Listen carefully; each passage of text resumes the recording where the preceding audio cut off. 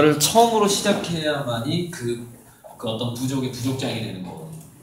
자기가 처음으로 뭐 두 번째, 세 번째 시작했다 하더라도 가장 열정적으로 활동을 하거나 아니면 처음으로 시작했거나 그래야지 부족장이 되는데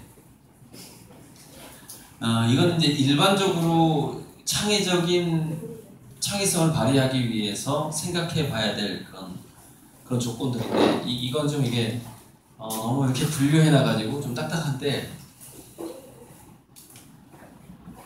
이거는 뭐 잠시 후에 얘기하든지 그냥 넘어가든지 할 건데 조금 더 현실적으로 제가 여러분들한테 공유경제와 관련된 창의성에 대해서 얘기하고 싶은 게 몇 가지 있는데 일단은 학생들이 좀 쉽게 놓치는 게 뭐냐면 대학교 졸업하기 전까지 영어 사전이나 국어 사전 상당히 두꺼운 거 한 5cm 넘는 거 상당히 두꺼운 영어 사전이나 국어 사전 통독을 꼭 할 필요가 있다는 것을 저는 강조해요. 그러니까 사람의 창의성이라는 것이 기본적으로 그 단어가 쌓여왔단 말이에요. 단어가. 그리고 그 단어를 머릿속에 일단 입력을 하면 외우란 얘기가 아니에요. 읽으란 얘기예요. 마치 뭐 무슨 경전을 통독하듯이 읽고 그냥 이해하고만 넘어가라는 얘기예요. 다 외우는 건 불가능하니까. 근데 그렇게 사전을 통독을 하게 되면 읽고만 넘어가도 자기가 한 번 읽었던 그 단어 하나하나가 세상에서 신문에서 발견한다거나 강의를 들을 때라든가 이럴 때 굉장히 다르게 더 자기 가슴에 깊이 있게 다가옵니다. 머리에. 더 잘 이해가 된다 이거예요. 그럼 거기서 그게 잘 연결이 돼요. 그래서 어떤 뭔가 자기가 창업자가 되고 싶다면은 기본적으로 한국어가 됐든 영어가 됐든 상관은 없어요. 둘 중에 하나, 둘 다 해도 좋고 그거를 사전을 전체를 통독할 필요가 있다. 중요하고 그 다음에 한 40세가 되기 전에 전공을 5가지를 하겠다라는 각오를 해라. 전공을. 그러니까 여러분 고3 때 내가 대학에 가서 뭘 전공할까 고민할 필요가 전혀 없어. 5가지를 생각해서 그 중에서 들어가기 쉬운 거 먼저 들어가도 돼. 5가지 중에서. 왜 어차피 5가지 할 거니까. 그렇게 이 전공을 다양하게 하겠다는 각오가 있어야만이 또 이렇게 묶는 능력이 좋아져. 이 사전을 통독하라는 것도 뭐 엮고 묶고 하는 그 C&D의 능력이라고 해요. 그거를 그 스티브 잡스가 굉장히 강조했잖아. C&D. 나는 커넥트 해가지고 디벨롭먼트 했을 뿐이다 이거야. 자기는 스마트폰이라든가 PC가 난 연결시켰을 뿐이다. 마우스도 스티브 잡스가 발견한 게 아니야. 마우스의 발명가가 따로 있다고. 따로 있는데 그 마우스를 자기 컴퓨터에 그냥 갖다가 쓴 거라고. 다 갖다 쓴 거야. 자기가 독창적으로 한 게 거의 없어. 그래서 자기는 C&D를 했다고 얘기를 한 거거든. 여러분 공유경제라는 것도 독창적인 게 없어. 공유경제의 시작은 처음에 어디서부터 시작했냐면은 그냥 그 사냥 채집하던 원시 부족 사회는 원래 그냥 다 공유경제 사회였어. 그때는 콜럼버스가 그 어떤 섬을 정복해서 금을 캐려고 하기 전에 그 부족들이 사는 거 보니까 거기서 고기를 잡아오는 사람은 한 3명밖에 없더래. 한 200명 정도 부족 중에서. 그러니까 그 200명 부족 중에서 일다운 일을 하는 사람은 2~3명밖에 없더라는 거야. 근데 어떻게 그렇게 200명이 다 잘 먹고 잘 살았지? 그 사람들이 그 자기가 사냥을 잘한다는 것을 굉장히 자부심을 느꼈고 그 사냥을 해서 먹을 것을 자기 부족들한테 준다라는 것에서 보람을 찾고 그냥 살았을 뿐이야. 그러니까 다 잘 먹고 잘 사는 거지. 그 중에서 몇 명만 사냥을 잘해도 다 축제 분위기지 뭐. 근데 금을 캐기 시작하면서 이제 망가졌거든. 거기가 분위기가 망가지는 거지. 어쨌건 그렇게 공유경제의 역사는 원래 우리 인간은 공유경제 속에서 살았다는 것을 생각할 필요가 있어. 이게 산업혁명 이후의 자본주의, 이 자본주의가 우리의 원래 기본이 아니야. 이거는 그냥 아주 짧은 시간 스쳐 지나간 거고 우리 인간은 굉장히 오랫동안 공유경제 속에서 살아왔어. 그 이후에 이제 물물교환이 시작됐고 근데 물물교환 이후에 화폐가 생기기 시작하면서 돈이 생기기 시작하면서 공유경제가 점점점 소유경제로 타락하기 시작을 했지. 어쨌건 그 뭔가를 연결하는 능력이 정말 중요하다. 기존에 있는 것을 그렇게 공유경제를 만들어내야 된다. 공유경제의 CEO가 돼야 된다고 여러분들이. 그래서 그 연결하는 능력을 하기 위해서 5개 정도의 전공하고 사전 한 번을 꼭 통독해서 세상에 나와 있는 한 국가에서 통용되는 그 단어의 모든 뜻을 한번 읽고 넘어갈 필요가 있어요. 이해하고. 그러면 두뇌가 완전히 그 다음부터 달라지는 거야. 그걸 한 번도 해본 적이 없기 때문에 자기 두뇌가 그냥 그 정도인 줄 알고 있다는 거야. 두뇌는 얼마든지 쉽게 바뀔 수가 있어요. 그래서 두뇌를 바꿀 수 있는 부분은 이따가 또 얘기를 하고, 자, 공경제를 또 마무리를 하자면은 이 2가지하고 하나, 둘, 셋, 4가지를 또 이 4가지가 공유경제 CEO가 되기 위해서 굉장히 또 필요해. 가장 중요한 것은 항상 그 현장에서 어떤 고통이나 문제가 있는 것을 경험하고 관찰하고 자기가 체험해야 된다는 거야. 그러니까 이거는 기본적으로 봉사활동이나 재능기부 활동을 하지 않는데 이 체험을 할 수가 없어. 공유경제 시작은 봉사와 재능기부 시작을 하는 거야, 무조건. 그러니까 처음부터 돈 벌 생각하면은 공유경제로 성공할 수가 없고, 생각을 해봐. 여러분이 내가 자본금을 모아서 사업을 해야 되겠다고 생각을 해버리면 어떻게 이미 몇십조, 몇백조 가지고 있는 사람하고 어떻게 상대를 하겠어?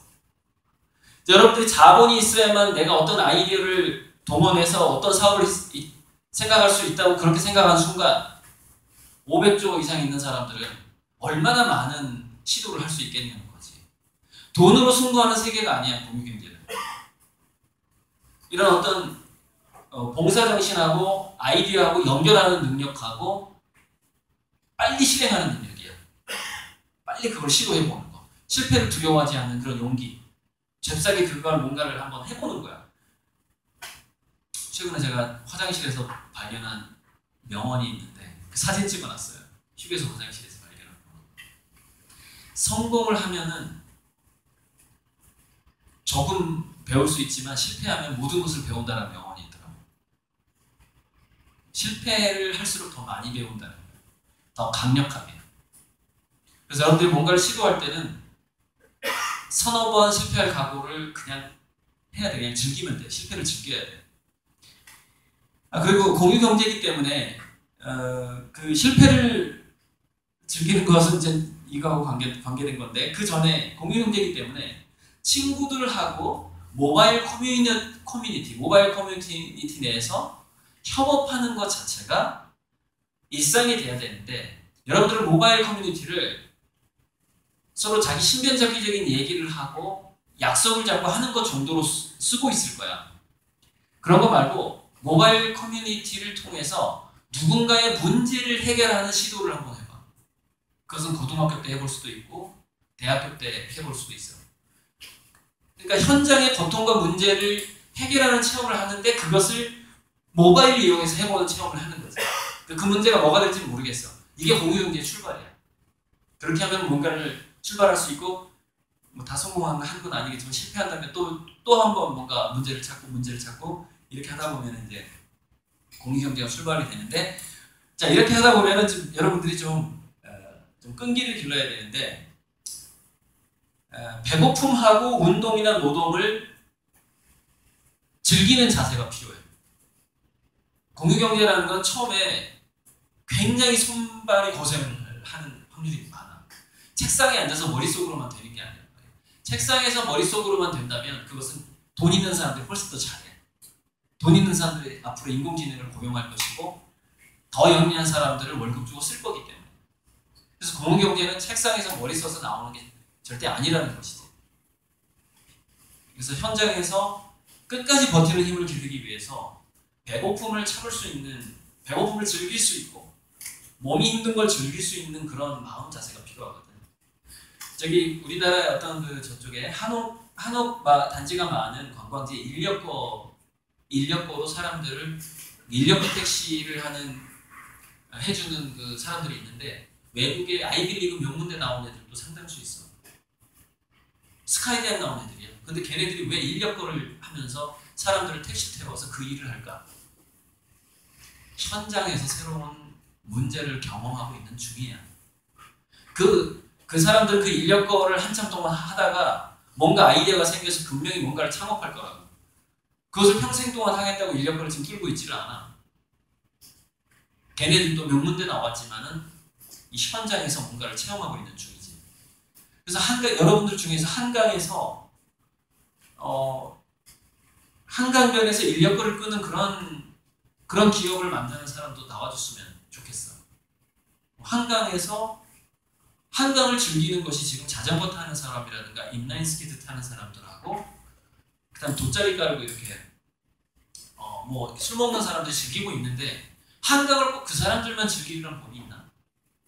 고령층들도 지팡이 짚고 다니는 고령층들도 한강을 즐길 수 있잖아. 그 사람들을 태우고서 한강변을 20km, 30km를 왔다 갔다 하는 거지. 때로는 인라인 타다가 발목이 부러진 사람을 태워줄 수도 있지.